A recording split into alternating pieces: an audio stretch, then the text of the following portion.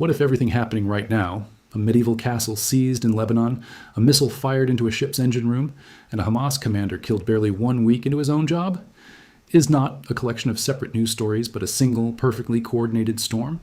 And what if the eye of that storm is sitting directly above the price of fuel, food, and everything else you pay for every single day?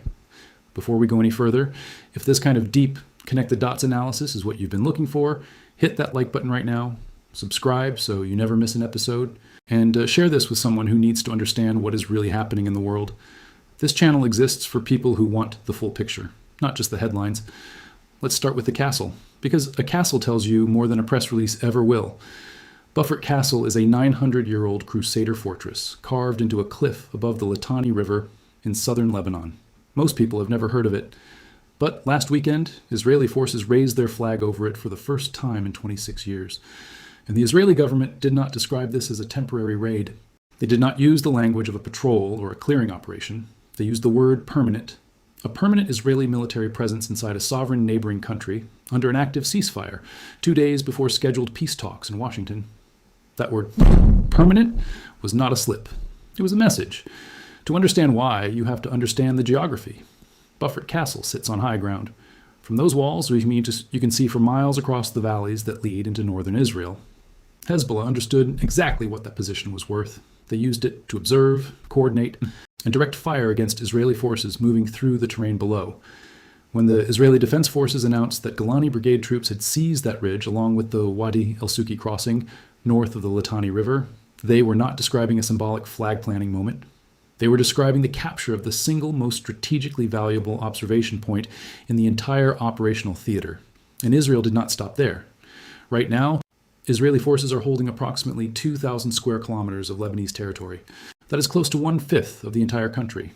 The deepest military incursion into Lebanon in more than 25 years.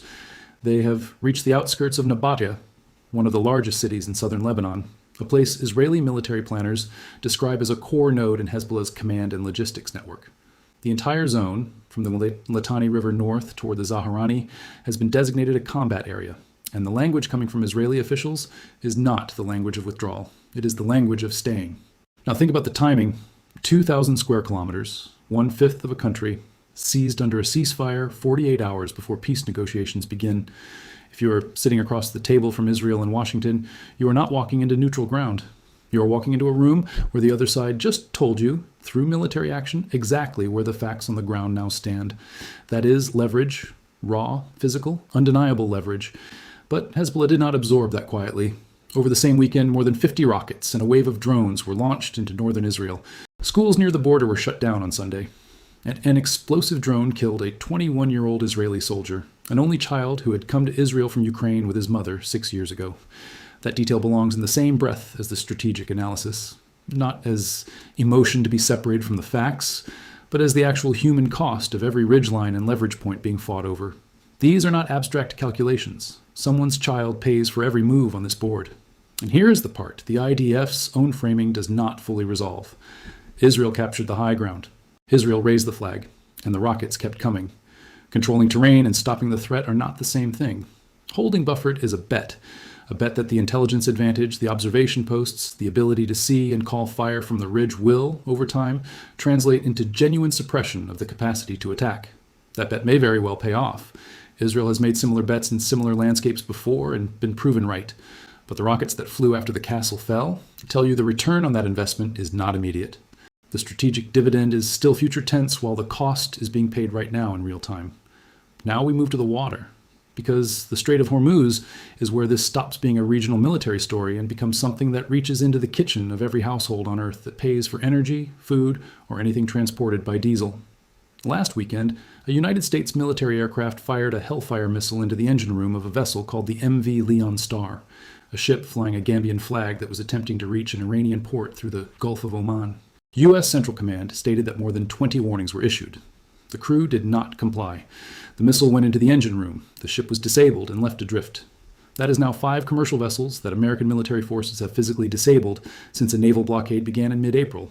On top of that, more than 100 additional vessels have been redirected away from Iranian-bound routes through a combination of warnings, interdiction, and the very credible threat represented by what happened to the Leon Star. Let that settle for a moment.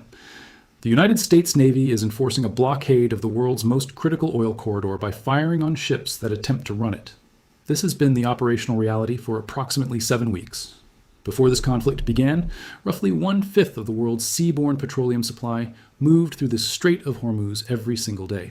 That flow has been effectively throttled since the blockade started. Pentagon estimates put the financial cost to Iran at approximately $48 billion in lost oil revenue. That is the pressure mechanism. That is the economic pain being engineered to pull Tehran toward a negotiating table. And yet, simultaneously, the same military conducting those strikes is also trying to finalize the agreement that would end the blockade entirely. Both operations are running at the exact same time. A hellfire into an engine room and a diplomatic communique about a deal being nearly finished, both products of the same strategic calculation. The blockade creates the leverage that makes a deal possible. The deal is what is supposed to make the blockade unnecessary. It is, in the most literal sense, a negotiation conducted through weapons fire, which is either the most effective form of coercive diplomacy in modern history, or a situation with a very short fuse and no one holding the clippers. Now, you might be asking, what does any of this mean for me? Here is the direct answer.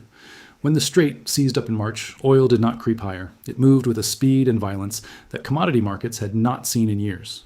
Brent crude jumped approximately 65% in a single month, the largest monthly rise on record. By late April, Brent was trading near $118 per barrel. The World Bank did not describe this as a significant disruption or a major crisis. They classified it as the largest oil market shock in recorded history. Not one of the largest, the largest. Global oil supply collapsed by more than 10 million barrels per day in March alone.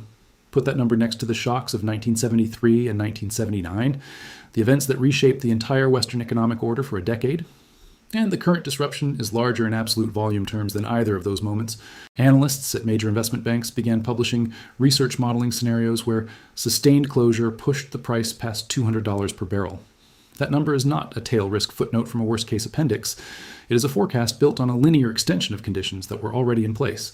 And $200 oil does not stay inside the oil market. It moves into gasoline, into diesel, into fertilizer, which is downstream of natural gas, into food production, which is downstream of fertilizer, into the inflation figures that determine whether central banks keep cutting rates or are forced to reverse course, into the mortgage rates that decide whether a family can afford their home, into the interest costs that determine whether a business can borrow to survive.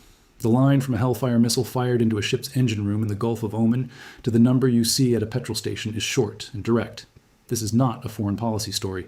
This is a kitchen table story that happens to have been reported primarily in geopolitical language, because the geopolitics are visible and photogenic, while the distributed consequences across millions of ordinary households are diffuse and hard to film. Now pay close attention to this part, because it contains a signal that most coverage has completely missed. When recent announcements about progress toward easing the Strait situation reached the financial markets, oil barely moved. Brent went essentially flat in response to news that would have sent it sharply higher in the first weeks of the crisis. Traders have stopped treating official announcements as actionable information. They have learned, through a repeating pattern of optimistic statements followed by unchanged operational reality on the water, that the press release and the facts are two separate objects. When prices stop responding to good news, it means the people with real money at stake have concluded the good news does not accurately describe the situation. That is not pessimism. That is a specific and calibrated judgment about credibility. And it tells you something important. The window in which a genuine Strait resolution would produce meaningful price relief for consumers is narrowing. Every week the disruption continues, the structural damage accumulates, to Iran's export infrastructure, to global supply chain configurations, to insurance market risk models. A simple reopening announcement becomes less economically transformative the longer it is delayed. Stop for just a second. If you've made it this far, you're the kind of person this channel is built for. Do something that takes 2 seconds but matters a lot. Drop a comment below with one word that describes how the situation makes you feel. And while you're at it, share this video with one person in your life who follows global news. Not to alarm them, to equip them. Now let's talk about what Iran is actually doing. Because it is more sophisticated than the phrase blockade evaders implies. Iran is not attempting to win a naval battle against the United States. It knows with complete precision that it cannot. Iran's surface naval capacity in the Strait was comprehensively degraded in the opening phase of the conflict, and American leadership has said so publicly and repeatedly. What Iran is doing instead is running a doctrine of asymmetric maritime pressure with a single, clearly defined objective. Not victory, but cost imposition. Mines appearing near Omani waters in the approaches to the Strait. Fast attack boats, small, cheap, numerous, designed to swarm rather than to fight pitched engagements. One-way attack drones launched from coastal positions. These are the tools of an actor that cannot defeat its adversary directly and has decided that the relevant goal is not military defeat but sustained economic disruption. You do not need to beat the U.S. Navy. You need to make the world's insurance markets nervous enough that shipping rates stay elevated and energy prices remain in a state of anxious elevation that creates political pressure on the adversary to close a deal. And alongside the active harassment, there is the passive dimension. Ships running through the strait with their automatic identification systems switched off, going dark, hugging the Omani coast, where territorial water adjacency provides partial cover. A Greek supertanker carrying 2 million barrels reportedly made a successful transit through exactly these methods, with U.S. Navy helicopters providing close escort and the captain operating under American naval guidance about when to kill his transponder and how to respond to fast boat approaches. A Chinese-owned vessel used similar methods. The strait is not closed, and it is not open.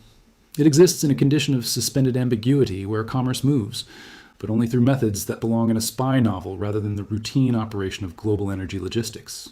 That ambiguity is not an accident of the conflict's unresolved status. It is a product being deliberately manufactured.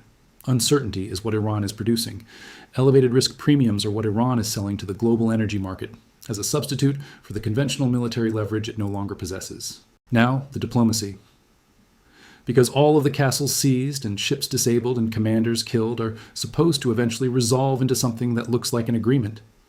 And the negotiation right now is in the strangest condition any of the reporting has yet described. The United States and Iran are reportedly within reach of a 60-day memorandum of understanding that would extend the ceasefire, begin reopening the strait to commercial traffic, and establish a framework for broader negotiations on Iran's nuclear program. American officials have said publicly that negotiators are going back and forth on language, that progress has been made, that Tehran appears to genuinely want the strait open. The American president called it largely negotiated and said an announcement should come soon. And yet the deal has not been signed. The remaining sticking points are not procedural. They are the hardest possible substantive questions that any nuclear negotiation with Iran has ever had to face, and that every previous framework has either deferred or collapsed on. Iran's stockpile of highly enriched uranium at 60% purity. The American Treasury Secretary was explicit. No sanctions relief until Iran agrees to hand over that stockpile. The American president floated two possible dispositions: transfer to the United States or internationally verified destruction. And a senior Iranian source described to international media a situation where Tehran has not agreed to relinquish that enriched uranium at all, and where the nuclear question was not even considered part of the preliminary agreement being discussed. Two sides. One describing a deal that addresses Iran's nuclear material directly. One describing a deal where nuclear material is not yet on the table. Those are not two different characterizations of the same negotiation. Those are two different negotiations. And the distance between them is not a gap that a skilled mediator closes in an afternoon. It is the same fundamental gap that has defined the Iran nuclear dispute for 20 years, resurfacing now in the same shape, in the same room, with the same mutual incomprehension about what exactly the other side believes it is agreeing to. Add Iran's ballistic missile program, which the hardline factions inside Tehran will not discuss, in a preliminary framework designed to pause an active military conflict. It is the other leg of Iran's deterrent alongside the nuclear program. Surrendering or limiting it in a temporary document would require a domestic political consensus inside Iran that simply does not exist. Add the transit fee dispute, which Iran has never formally abandoned, and which the United States has sanctioned the Iranian Authority established to collect, describing any toll for strait passage as a violation of international maritime law. Add the fact that the ceasefire on the Iranian side has been enforced, or more precisely, not enforced, by the same IRGC that launched drones at an American base in Kuwait the day after Washington made a unilateral concession specifically to preserve the ceasefire framework. The pattern of IRGC behavior during negotiating periods has now repeated consistently enough to constitute a doctrine. An American pause is treated as an opportunity to extract further concessions, not as a gesture of good faith to be reciprocated. That pattern is now built into the analytical framework the American negotiating team has to work within, because the question of what Iran will honor after signing is inseparable from the question of what Iran has been doing during the period when signing was supposed to be imminent. Now bring in Gaza, because the third front carries its own logic that connects directly to everything else. The Hamas military commander killed this past weekend had held his position for approximately 1 week. He was the successor to the previous commander, who had been killed in an Israeli strike roughly 2 weeks before that. Consider that rhythm carefully. Israel kills the head of Hamas's military wing. Hamas appoints a successor. Within approximately 2 weeks, that successor is also dead, and the cycle has now repeated across multiple leadership generations through the course of this conflict. At what point does a leadership elimination strategy stop degrading an organization and start selecting for the leaders that strategy cannot find? When you eliminate every commander who steps forward in an identifiable way, eventually the survivors are the ones who have already learned never to step forward in any way that generates a traceable signature. The organization adapts to the pressure, not by finding better commanders in the conventional military sense, but by finding commanders specifically calibrated for invisibility. That is not necessarily an improvement in the military mission. It may be a different and more durable threat configuration than the one being addressed. Whether the current pace of eliminations is producing a degraded Hamas or a restructured Hamas is a question that 2 military wing commanders killed within 3 weeks of each other does not definitively answer in either direction.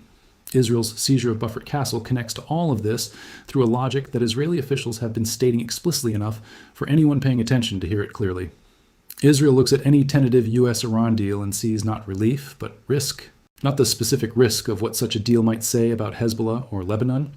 The preliminary framework is focused on the Strait and the nuclear question. The risk Israel perceives is temporal. A deal that pauses the conflict creates breathing space. Breathing space allows Hezbollah to rebuild command structures that have been severely degraded. It allows Iran to reconstitute supply lines that have been disrupted. It allows the battered network of regional proxies to use a pause as a recovery interval rather than a genuine resolution. So the calculation Israel appears to have made is the one that the castle seizure expresses in the clearest possible physical terms. Establish facts on the ground now, before any agreement freezes the operational lines. Seize the positions that provide strategic advantage before a diplomatic framework converts the current situation into the permanent situation. And do it in the 48 hours before the Washington talks begin, so that those talks open with Israeli forces already in possession of Beaufort, already present north of the Litani, already using the word permanent in official government statements. You do not walk into a negotiation having just surrendered the high ground. You walk in from the high ground. Now hold all of this simultaneously, because that is what the actual situation demands, and what headline by headline coverage consistently fails to provide. Lebanon, where Israeli forces are using the word permanent to describe their presence in 1/5 of a sovereign neighboring country, and where Washington talks opened with Israel already in possession of terrain. No previous negotiating framework was designed to accommodate. The Strait of Hormuz, where the United States Navy is firing missiles into ship engine rooms while simultaneously pursuing the agreement that would make those strikes unnecessary. The negotiating table, where a deal described as largely finished remains unsigned because the hardest questions about nuclear material, missiles, transit fees, and the internal factional structure of the Iranian government have not actually been resolved, only deferred into language flexible enough for both sides to describe different agreements using the same phrase. The open sea, where Iran manufactures uncertainty through mines and fast boats and ships that run dark along Omani coastlines. And Gaza, where the leadership elimination cycle has now consumed 2 military wing commanders in 3 weeks, and where the political endgame is as unresolved as the day the conflict began. 5 fronts, all moving simultaneously, all connected. And the connecting tissue across all of them is the same thing: leverage.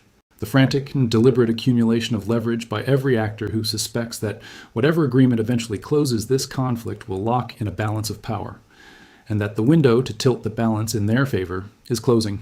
Here is where this lands for every person watching who is not a government or a military institution. The World Bank has classified the current oil market disruption as the largest in recorded history. Not a crisis, not a significant event. The largest disruption in the recorded history of the oil market. The inflation it has generated in energy-dependent economies is running at the highest levels in years. The Federal Reserve, the Bank of England, the European Central Bank, all of them are making interest rate decisions that are partially hostage to an energy price variable being determined by military operations in a choke point thousands of miles from the populations their monetary policy is supposed to serve. A deal that reopens the strait does not immediately unwind all of this. Supply chains, reconfigured around alternative routes, take time to reconfigure again. Insurance markets that have repriced entire categories of maritime risk take time to normalize. Infrastructure damaged in the Iranian oil complex takes far longer than a diplomatic announcement to restore. But a deal creates the conditions for the unwinding to begin. A collapse of negotiations creates the conditions for the next escalation. And analysts who have been modeling the trajectory describe that next escalation not as a gradual intensification, but as a step change event, one where the $200 oil scenario moves from tail risk to central forecast. Both roads are open right now. Both outcomes are genuinely available. The 60-day Memorandum of Understanding sits on a table that two parties are refusing to sign simultaneously while both conduct military operations that are actively changing the facts the memorandum would govern. And that brings everything back to the only question that matters today.